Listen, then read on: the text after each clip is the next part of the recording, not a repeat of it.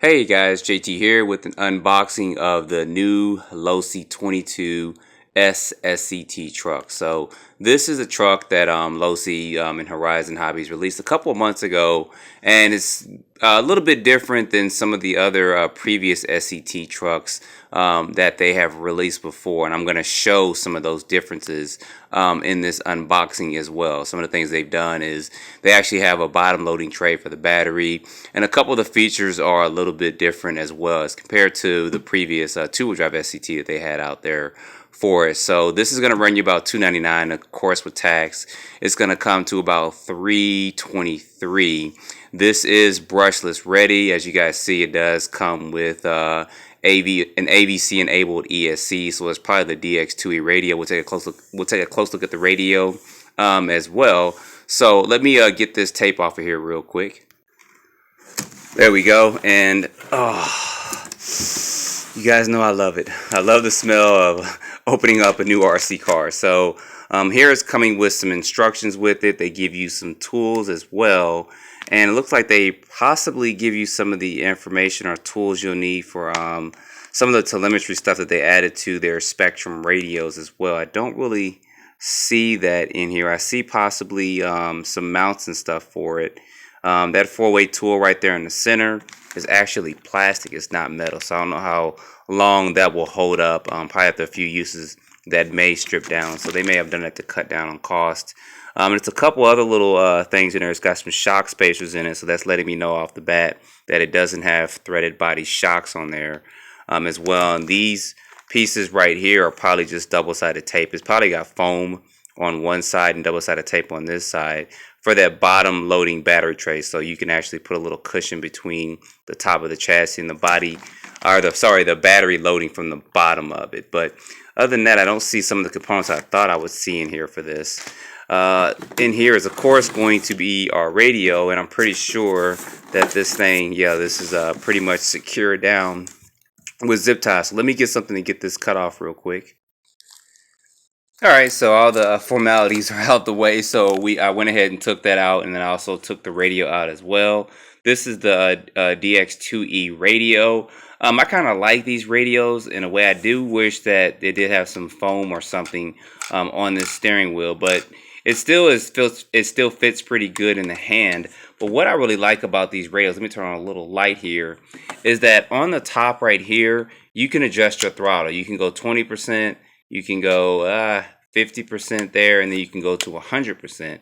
So if I was going to run this just on 3S, I can go down to about 50%, get a little bit more speed than I would on 2S. And then, of course, I can turn up to 100% to get the full power of it. And then it also is AVC active as well, so you can adjust that with this little knob right here. I'll probably end up turning this off somewhat. We'll have to see. Maybe when I run on 3S, I'll probably put that on and get some speed runs with that. But they also include in there too, and I love that they're doing this, is AA's for your radios, which is good. I mean, these probably don't cost the companies a lot of money when they do this, and I think more companies should start including AA's in with their kits, especially if it doesn't come with the battery, where this one does not. So taking a look at the truck, it actually looks better in person. You guys know I'm not a huge short course truck man. I'd rather just go monster truck or something like that because I like the tires, big tires sticking out and stuff. But this actually looks pretty good. It looks really good actually. And the orange on it actually looks a lot better than I thought it would as well.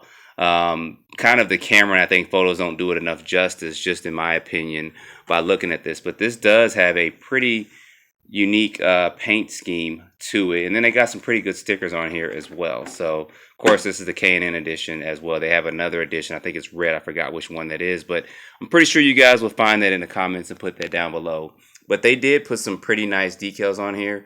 It's not too much to where it's just overwhelming, but it's just enough to me, in my opinion, to make it stand out more. So take this body off real quick. Alright, so with that body off, I did mention as I was first unboxing this does not have threaded body shocks on it. So it does use spacers in there for that. Let me go ahead and get a little bit more light going with this real quick. So it does have spacers in there, and it doesn't have any adjustable turnbuckles either. So this is, I guess, race ready, but to completely get it to where you want to race with it, you're probably going to have to get those adjustable turnbuckles, because some guys like to adjust their toe in on their cars as well. As I did mention, that this does have a bottom loading battery tray here, where you just flip these two and then you open that up. This actually opens this way. I'm not a huge fan on that. One of the reasons being is because as you're driving this, it's going to get hit a lot on the bottom. And since this is kind of built more for racing, and people probably get to bash around as well, which is good, that's going to get hit a lot. So then a lot of dirt and stuff is going to get caught up in here, and sometimes it can be difficult to turn these. They did make these slots bigger so that you can get a quarter or maybe a flathead screwdriver or something and turn it, but over time it will wear in and stuff. So I'm not a huge fan of it. I know some people like it, some people think it's innovative, but it's not anything that's new. I used to, in the 1980s, when I had a Nico Rhino, they had a bottom loading battery tray with that as well, but you actually couldn't get to plugging the battery up too well.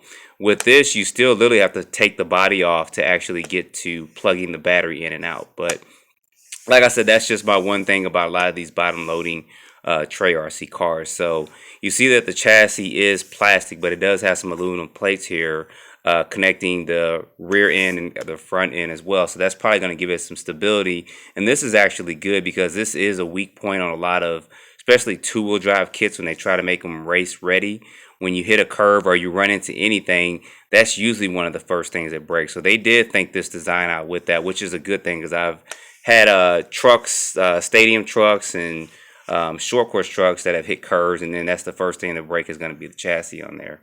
And speaking of hitting, this has got a pretty good bumper, and I thought it might have had a little bit more flex, and it's got a little bit, enough to, if you hit something, that the plastic's going to flex, but it's not going to be so hard where you break the bumper. So that's pretty good, and this is pretty flexible. You guys see how that's flexing there, so that'll be good if you land on your top. You don't have to worry about breaking these body mounts on there. Onto the system, this is, you guys can see that there, these are some of the connections they have there for some of that telemetry stuff if you want to do that. I believe this ESC is going to be excuse me, 60 amp, and you can run up to excuse me, I'm kind of choking up. You can run up to a 3S LiPo on this, so you can do 2R 3S LiPo. So I'll do some test runs on 2S and then also on 3S.